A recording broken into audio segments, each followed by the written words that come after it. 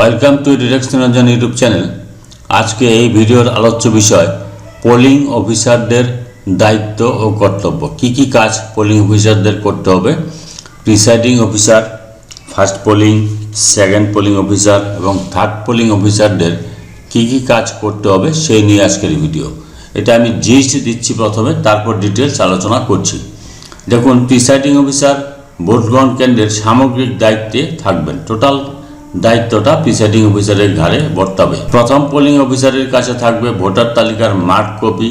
ওনার দায়িত্ব হলো ভোটারকে শনাক্তকরণ করা, এটা হচ্ছে ওনার প্রধান দায়িত্ব কর্তব্য। দ্বিতীয় পোলিং অফিসারের কাছে থাকবে অমোচনীয় কালি, ভোটার রেজিস্টার যেটা হচ্ছে 17A এবং ভোটার স্লিপ। তৃতীয় পোলিং অফিসারের দায়িত্বে থাকবে সিইউ অর্থাৎ কন্ট্রোল ইউনিট এবং ভোটার স্লিপগুলি ভোটারের থেকে নিয়ে গুছিয়ে রাখবেন। এবার এটা আমি জিস্ট দিলাম, এবার ডিটেলস আলোচনায় আসি। প্রথম পোলিং অফিসারের দায়িত্ব। প্রথম পোলিং অফিসারের মূল দায়িত্ব, ভোটার প্রথমেই ফার্স্ট পোলিং অফিসারের কাছে যাবেন। ফার্স্ট পোলিং অফিসারের কাছে ভোটার তালিকার মার্ক কপি থাকবে। ফার্স্ট পোলিং অফিসার উচ্চস্বরে যে সমস্ত ভোটার আসবেন তাদের নাম বলবেন এবং তাদের সচিত্র পরিচয়পত্র দেখে তাকে শনাক্তকরণ করবেন। এপিক কিংবা ইলেকশন কমিশন নির্ধারিত অন্য কোনো সচিত্র পরিচয়পত্রের মাধ্যমে ভোটার শনাক্তকরণ করা যেতে পারে।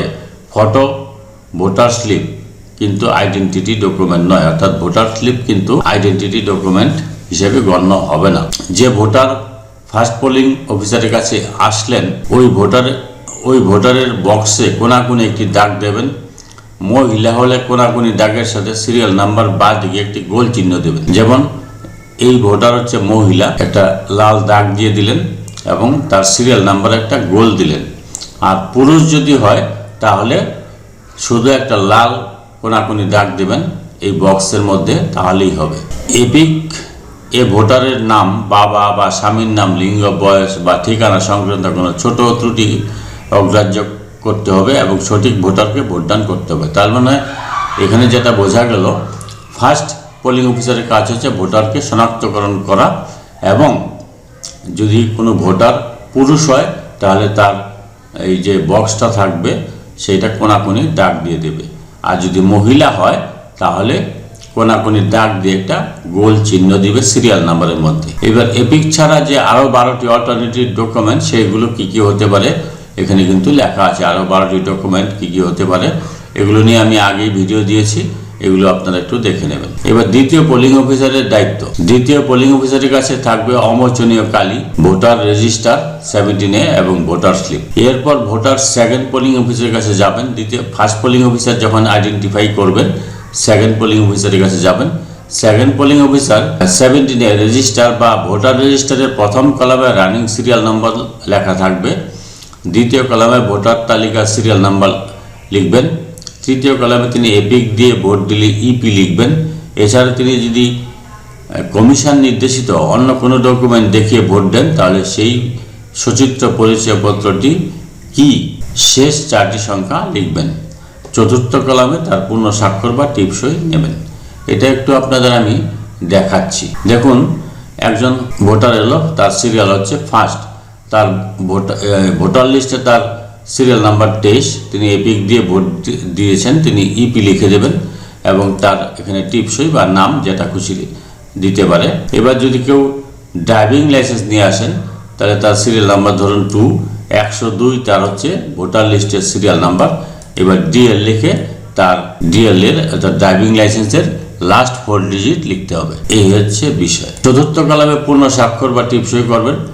তো তারপর ভোটারের বাম হাতের তর্জনীতে ইনডিলেবল ইঙ্ক কালি বা অমোচনীয় কালি ভোটারের নখের ডগা থেকে প্রথম সংযোগ রেখা অবধি লাগিয়ে দেবেন। দ্বিতীয় পোলিং অফিসার এবার ভোটারকে ভোটার স্লিপ ইস্যু করবেন। ভোটারকে তৃতীয় পোলিং অফিসারের কাছে যেতে বলবেন। ভোটারের বাম হাতের তর্জনী না থাকলে বাম হাতের পরের আঙ্গুলে অর্থাৎ মধ্যমায় কালি লাগাতে হবে।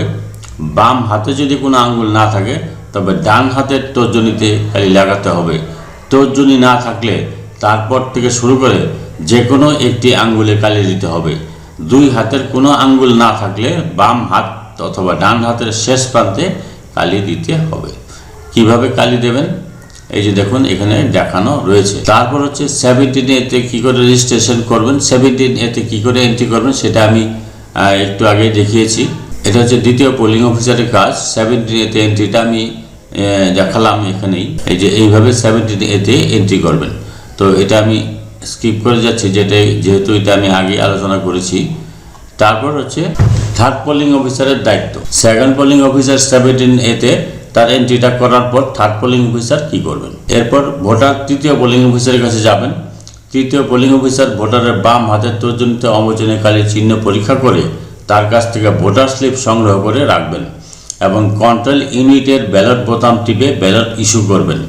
এরপর ভোটার ভোটদান কক্ষে যাবেন এবং তার ভোট প্রদান করবেন। একটি বিপ শব্দ শুনতে পাওয়া যাবে এবং কন্ট্রোল ইউনিটের বিজি লাইটটি নিভে যাবে। তৃতীয় পোলিং অফিসার আবার চেক করবেন যে ভোটারের হাতের আঙ্গুলে লাগানো কালি শুকিয়েছে কিনা। এরপর ভোটার ভোট গ্রহণ কেন্দ্রে প্রবেশ করবেন। এইটুকুই হচ্ছে আপনার presiding officer, first polling officer এবং সেকেন্ড পোলিং অফিসার এবং থার্ড পোলিং অফিসারের দায়িত্ব এবং কর্তব্য। যদি ভিডিওটি ভালো লাগে please like, share and subscribe this channel to get notification of the next update. Thanks for watching this video.